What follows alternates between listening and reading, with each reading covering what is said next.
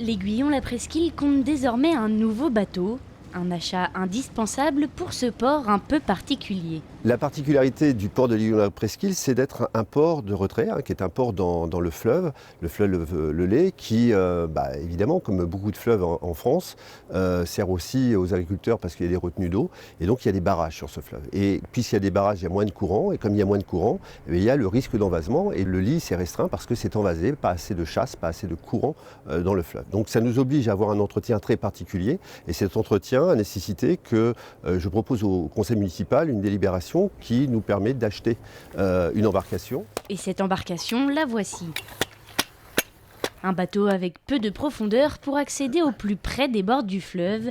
S'il n'est pas encore tout à fait équipé, il pourra bientôt prendre du service. En gros, vous allez avoir à peu près où nous sommes situés, donc cet MPR, avec des tuyaux qui vont partir sur l'arrière du bateau, qui va nous permettre d'aspirer justement l'eau dans le lait, et qui nous sera restitué avec donc nos fameux 7 barres de pression sur l'avant du bateau, sur cette zone-là. Ici, il est prévu d'y mettre une sorte de trépied avec une grosse lance de pompier pour pouvoir opérer en fait sur à peu près 180 degrés du bas vers le haut et vice-versa. L'objectif est de pouvoir nettoyer les souilles car les dépôts s'accumulent à chaque marée. On a besoin de cette embarcation pour liquéfier et rechasser vers le fleuve ces dépôts.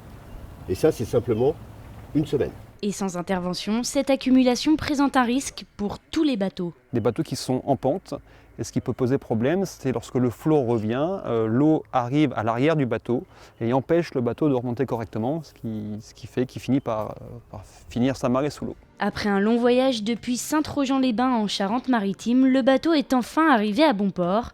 Il sera opérationnel avant la saison prochaine.